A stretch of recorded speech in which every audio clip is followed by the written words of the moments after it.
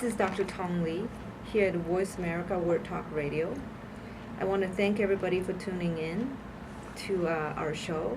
Thank you, listeners. We can't do it without you. Thank you, our sponsors.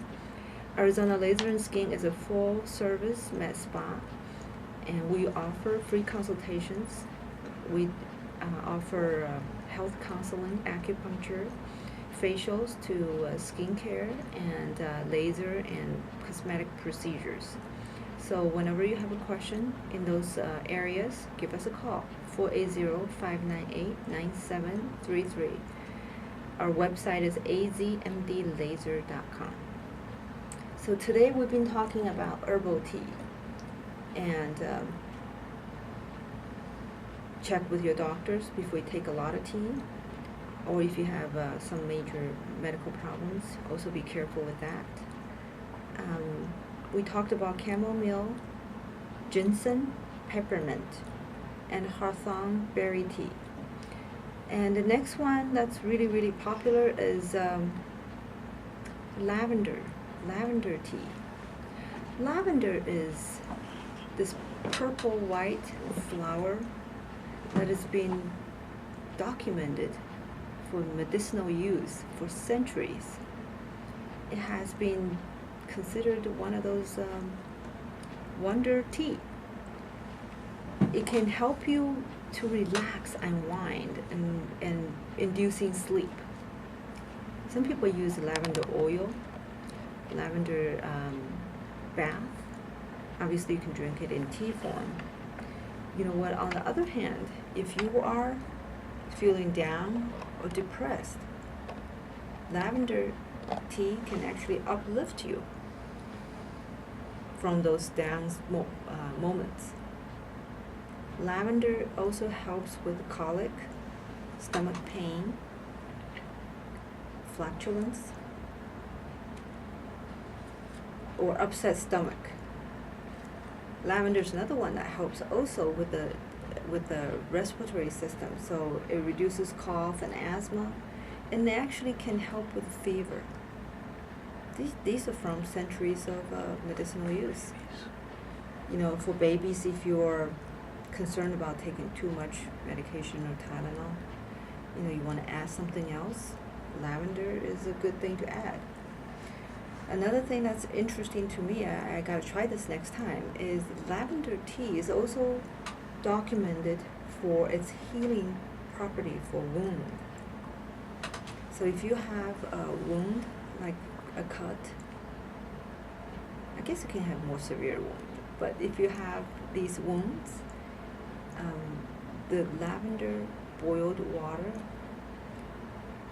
use that to wash your wound. It's supposed to help it to heal. Well, not hot. Boil it and let it cool down, and then wash your area that's wounded. It's supposed to help the healing to occur faster and more smoothly. Gotta keep that one in mind. I gotta try that. Been taking that, but I never tried it externally. So, you know, these ingredients, including lavender, some are in the popular mix or blend. Some of the tea bags would have more than one herbal ingredients. So get to know all of them and help you to choose which one is good for your intended use or your condition. Next one is rosemary tea. Well, rosemary, we know, is the wonderful herb that we use to season the meat. Rosemary works really well on lamb or beef. You know, my son loved it. When we had a lot of lamb in New Zealand, we always put the rosemary in. He fell in love with that flavor. But it's not only a nice spice for cooking, it also is made into a wonderful tea. Rosemary has anti-spasmodic effect. So it's a digestive aid too. That's why we can eat more steaks, I guess, or the lamb chop. So when people have gallbladder problems, liver problems, symptoms there, the rosemary tea can be used to get some relief. This is interesting too, that rosemary also helps in the respiratory system. Gosh, when I get sick next time, when I get a cold and flu, there's a lot of things to try. Only if you feel like to do it, you gotta have somebody helping you to do it when you're sick. But anyway, it helps with asthma, helps with the cold and cough. So don't forget rosemary. Some of the rosemary, you know, when you can buy it in a tea, or you can make them fresh. I'd imagine if it's pure form of rosemary, you can buy it in the spice department and make it into tea. I think I might try Asthma that. attack? Asthma in general, but basically, you know, when you have severe asthma attack, obviously you want to see a doctor, you want to do everything you can, because it can be life-threatening when you have a severe asthma attack. But just to reduce its frequency from occurring, drinking the tea itself may have some beneficial effect. These, even though herbal teas, there are so many documented benefits, they're considered food and dietary supplements. They're not considered as medicine. So if you do have a medical problem that's severe enough, you want to check with your doctors while you're taking those tea or before you take those tea. You know, a lot of herbal teas have this zinger in it, and the most commonly used zinger is hibiscus tea. Hibiscus flower has this nice tangy flavor too. Hibiscus, finally there's one not only work in the respiratory and digestive system. This tea, actually, hibiscus, can reduce your blood pressure if you tend to have high blood pressure. It also helps to reduce cholesterol, the fat content in the blood, boost the immune system. Hibiscus tea is also very, very rich in vitamin C. It is a very, very high quality antioxidant too. We have those trees. I mean, I guess if you're really up to do it yourself, you can dry the flower yourself and make a tea. I have made some tea myself. We're going to talk about which one it is. This one I'm not terribly familiar with. This is a popular tea apparently too. It's called cardamom.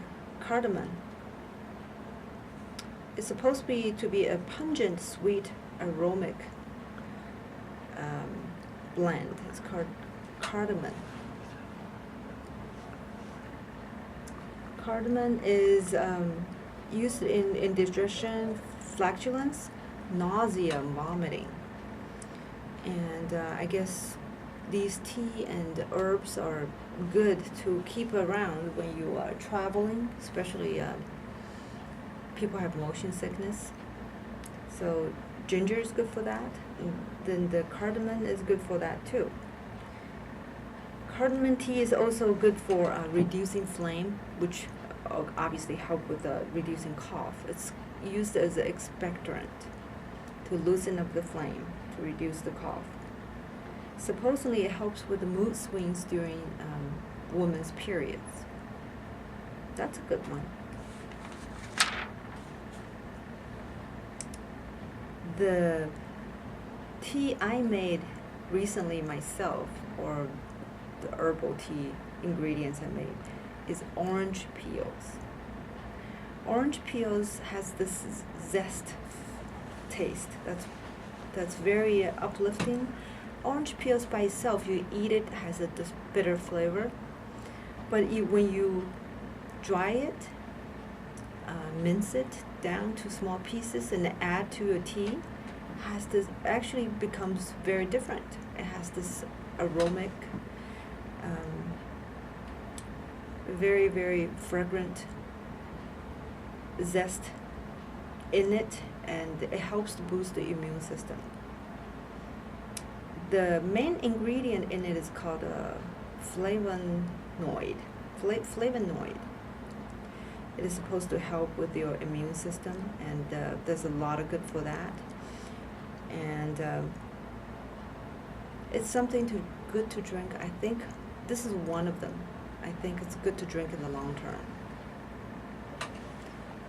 It's not like, because the orange peels are not very much a yin or yang, it's more of a even one. So because it boosts the immune system, it's very desirable for people to have that. And it's hard to overdose on that too, because, it's not one thing like chocolate. It is a little bitter. It adds a little flavor to your tea. You just use a little bit of it. So that's a good one. I made it myself. It's really simple in Arizona weather.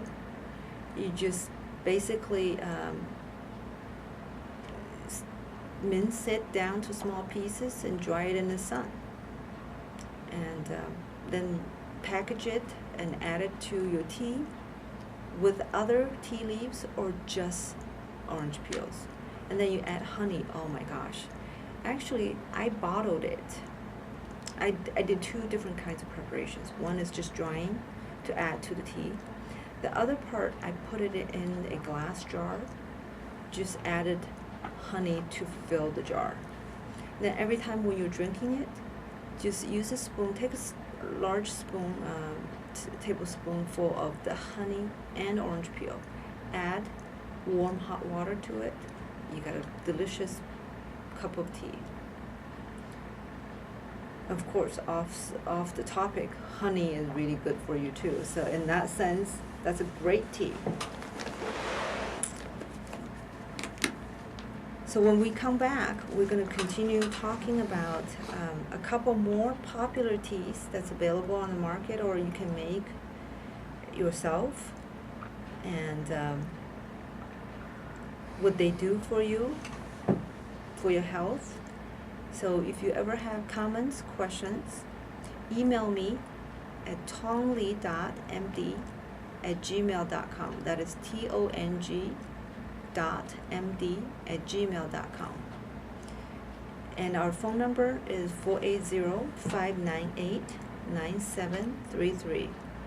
So we welcome you to come over for a free consultation if you have those health issues or concerns. Don't go too far away. We'll be back. This is Dr. Tong Li, Ageless Living Show host at Voice America Word Talk Radio.